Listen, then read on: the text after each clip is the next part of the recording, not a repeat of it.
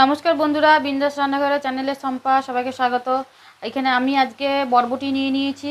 তো বরবটিটা আজকে আমি ভর্তা করব। তো এই বরবটিটা আমি দুপাশে এইভাবে দুদিকগুলোকে আমি ফেলে দেবো বেছে। তো আমি এবারে এরকম ছোট ছোট করে বরবটিটাকে আমি কেটে নেব। তো এখানে যত বরবটি আছে সব এরকমইভাবে বরবটিটাকে আমি কেটে নেব।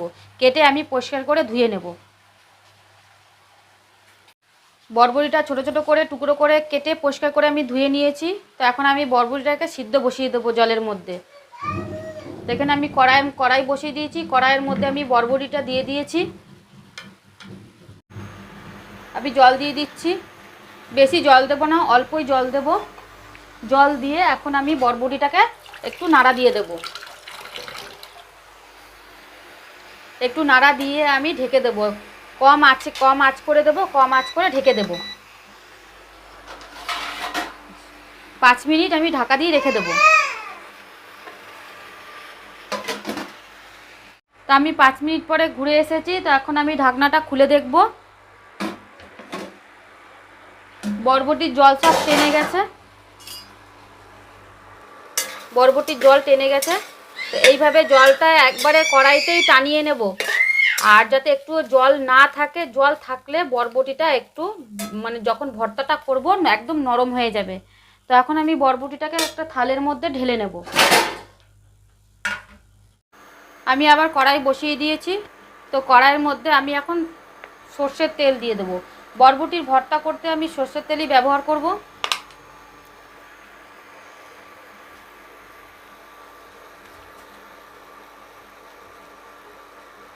তো তেল দিয়ে দিয়েছি, তেলটা গরম হয়ে গেছে।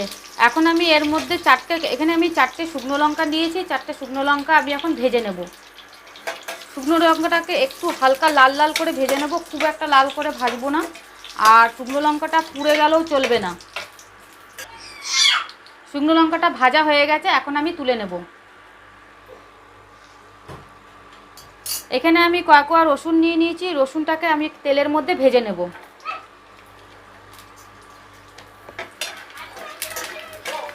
রসুনটাকে আমি অল্প হালকা লাল লাল করে ভেজে নেব।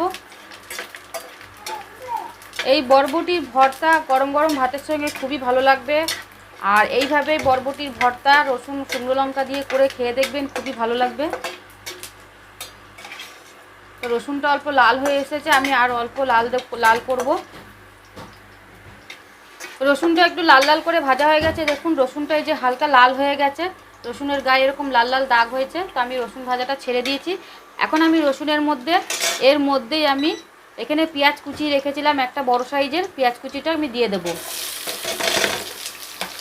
পেঁয়াজটাকেও আমি হালকা লাল করে ভেজে নেব। খুব একটা ভাজবো না লাল করে, আর যাতে পুড়ে না যায় সেটাই একটু খেয়াল রাখবো। পেঁয়াজটাও লাল করে ভাজা হয়ে গেছে। এখন আমি পেঁয়াজটাকে তুলে নেব। তুলে আমি এখানে একটা মিক্সিং জার নিয়েছি। মিক্সিটার মধ্যে আমি পেঁয়াজগুলোকে দিয়ে দেব।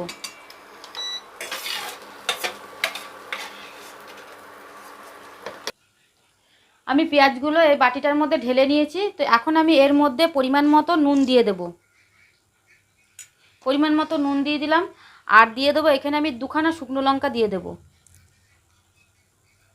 আর এখানে আমি সিদ্ধ করে বরবটি রেখেছিলাম। তো বরবটিটার মধ্যে একটুও জল নেই, আর জল থাকলে একটু ভালো লাগবে না। তো আমি বরবটিটাকে এখন আমি মিক্সিং জারটার মধ্যে দিয়ে দেব। দিয়ে আমি পিষে নেব। বরবটি বাটাটা হয়ে গেছে। তো এখন আমি কড়াই বসিয়ে দিয়েছি। কড়াইয়ের মধ্যে তেল রয়েছে। কড়াইটা একটু পুড়ে গেছে। তো তেল রয়েছে, আমি আর কড়াইতে তেল দেবো না, তেলটা দেখিয়ে দিচ্ছি। আর তেলের মধ্যে আমি অল্প কালো জিরা দিয়ে দেবো। এখানে আমি বরবটি বেটে রেখেছিলাম, বরবটিটাকে এখন আমি দিয়ে দিচ্ছি।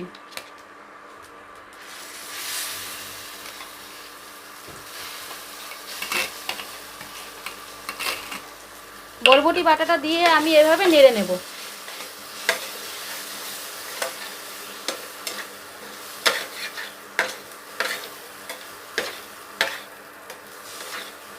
এইভাবে আমি বরবটি বাটাটাকে কন্টিনিউ নেড়ে যাব, নাহলে কড়াইতে পুরো পুড়ে যাবে।